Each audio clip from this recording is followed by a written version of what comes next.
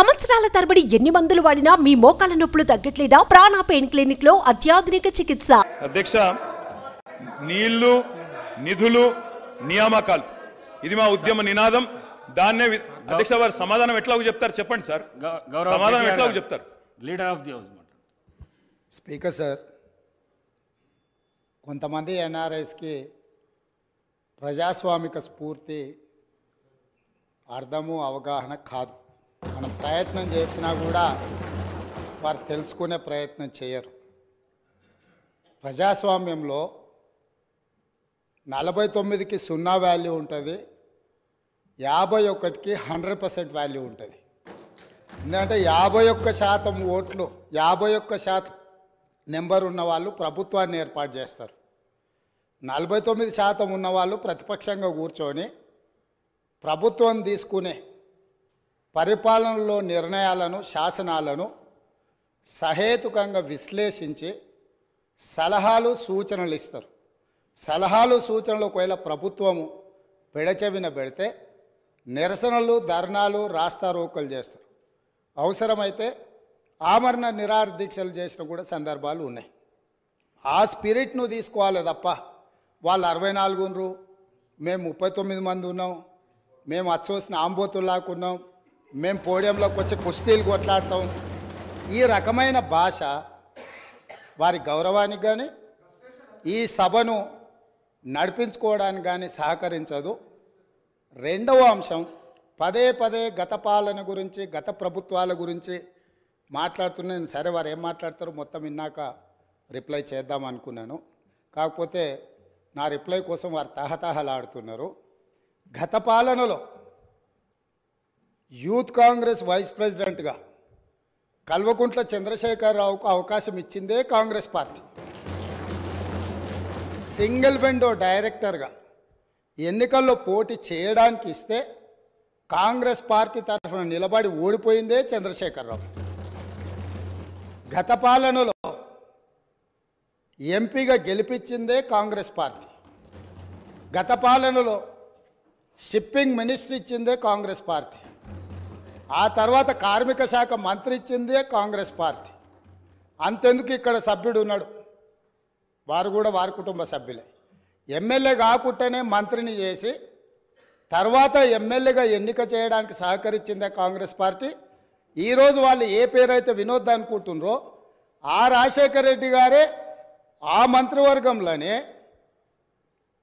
గత ఆర్థిక శాఖ మంత్రి, సిద్దిపేట ఎమ్మెల్యే గారు ఎమ్మెల్యే పదవి లేకుండా మంత్రిగా ప్రమాణ స్వీకారం చేసిండ్రు. రాజశేఖర రెడ్డి గారి నాయకత్వమే దేశానికి బలమైన నాయకత్వం అని అందులో పనిచేసిండ్రు. మూడవది, పోతిరెడ్డిపాడు పొక్క పెద్దది చేసినప్పుడు కీర్తిశేషులు నాయన్ నరసింహారెడ్డి గారు కడప జిల్లా ఇన్ఛార్జ్ మినిస్టర్.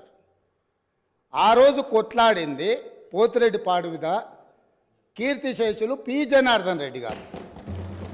పోతిరెడ్డిపాడు పొక్క పెద్దది చేసినప్పుడు ఇక్కడ ఉన్నోళ్ళు ఎవరు ప్రాణత్యాగాలు చేస్తామని ఎవరు కొట్లాడలే, ఎవరు మాట్లాడలే.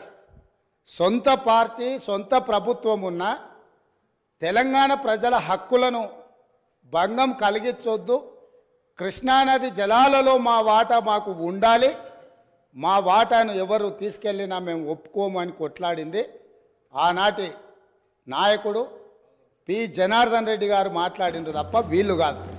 కాబట్టి ఈరోజు వీళ్ళందరూ ఏ పాలకుల గురించి మాట్లాడుతున్నారు, ఆ పాలకులు ఇప్పుడు మాట్లాడుతున్న పెద్దలు ఎట్లెమ్మెల్యేనరు? వాళ్ళ తండ్రి గారి గురువైన చంద్రబాబు నాయుడు గారి పార్టీతో పొత్తు పెట్టుకుంటే ఆ పార్టీ మద్దతుతో ఆ కడువ కప్పుకొని సిరిసిల్లలో కష్టపడి పనిచేసి నిర్మించుకున్న చీమలు పెట్టిన పుట్టలో పాములు దూరినట్టు కేకే మహేందర్ రెడ్డి అక్కడ పార్టీని నిర్మించుకొని తెలంగాణ ఉద్యమంలో పాల్గొని తెలంగాణ ఉద్యమంలో ముందు భాగం నుండి నిలబడి కొట్లాడితే ఎన్ఆర్ఐ అంటే నాన్ రిలయబుల్ ఇండియన్ కింద మేనేజ్మెంట్ కోటాలో ఇక్కడికి వచ్చి టికెట్ తీసుకొని అక్కడ ఆ కేకే మహేందర్ రెడ్డి గారిని అన్యాయం చేసి ఈరోజు ఇక్కడికి వచ్చిండ్రు. కాబట్టి ఈరోజు గతం గురించి అధ్యక్ష, ఒకవేళ మా మిత్రులకు ఒకవేళ వాళ్ళకు అంతగా గతం గురించి చర్చించాలనే ఆలోచన ఉంటే ఒక రోజు మొత్తం తమరు సమయం ఇవ్వండి. తప్పకుండా జూన్ 2, 2014 కంటే ముందు జరిగిన 55 సంవత్సరాల పరిపాలన మీద సంపూర్ణమైన చర్చ ఇక్కడ పెడదాము. ఈరోజు ఇక్కడ జరుగుతున్న చర్చ జూన్ 2, 2014 నుంచి జరిగిన పరిపాలన, చేసిన విధ్వంసము, నాయకత్వం యొక్క వ్యవహార శైలి మీద మనం ఈరోజు మాట్లాడుకుంటున్నాము. కాబట్టి వారికి గతం గురించి చర్చించాలనే కోరిక ఉంటే మాకు ఎలాంటి అభ్యంతరం లేదు. గతంలో జరిగిన పరిపాలనలో ఇక్కడున్న వాళ్ళకి చాలామందికి పాత్ర లేకపోవచ్చు, కానీ అక్కడున్న వాళ్ళకు చాలామందికి పాత్ర ఉంది. ప్రత్యక్షంగా మంత్రులు చేసిండ్రు. అక్కడున్న నాగేందర్ గారు, ఆ పక్కనున్న శ్రీనివాస్ యాదవ్ గారు, ఆ పక్కనున్న హరీష్ రావు గారు, అక్కడున్న కడియం శ్రీహరి గారు, ఆ పక్కనున్న పోచారం శ్రీనివాసరెడ్డి గారు, ఆ పక్కనున్న గంగుల కమలాకర్ గారు, అన్ని పేర్లు మొత్తం అన్ని లిస్టు చదువుతా. వీళ్ళందరూ కూడా ఈరోజు వారు ఏదైతే పాపాలు జరిగినాయి అంటుండ్రో ఆ పాపాలలో సంపూర్ణమైన భాగస్వామ్యం వాళ్ళదే ఉన్నది. వరంగల్ ప్రాంతంలో జరిగిన ఎన్కౌంటర్లకు ఎవరి కారణమని చర్చ ఉంది అధ్యక్ష? ఈరోజు వారే మాట్లాడుతున్నారు. ఏమని గవర్నర్ ప్రసంగంలో మొత్తం కాంగ్రెస్ పార్టీ మేనిఫెస్టోనే పొందుపరిచిండ్రని చాలా సీనియర్గా పనిచేసిండ్రు మంత్రులుగా. గవర్నర్ గారి ప్రసంగము పార్టీ యొక్క ఎన్నికల మేనిఫెస్టోను మంత్రివర్గంలో చర్చించి మా ప్రభుత్వం యొక్క భవిష్యత్ కార్యాచరణను మంత్రివర్గం ఆమోదం చేసిన తర్వాతనే గవర్నర్ గారు ప్రసంగిస్తారు.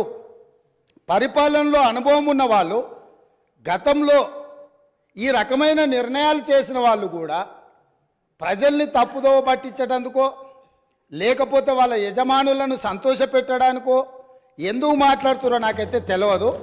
నేను సభ్యుడికి సూచన చేస్తున్నా.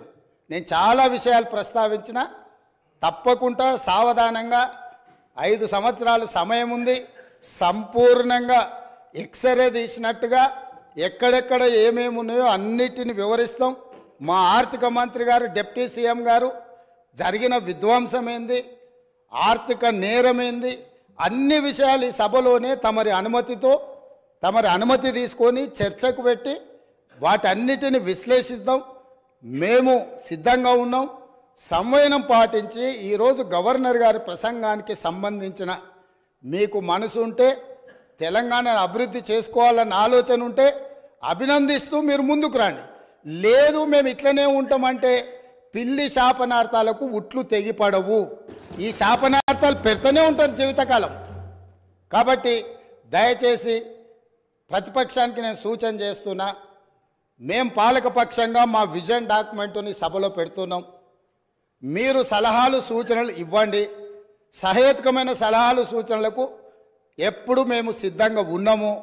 ఎందుకంటే ప్రతిపక్షాలను గౌరవించడం అనే సాంప్రదాయం కాంగ్రెస్ పార్టీకి మొదటి నుంచి ఉంది, ఇప్పుడు కూడా ఉంది.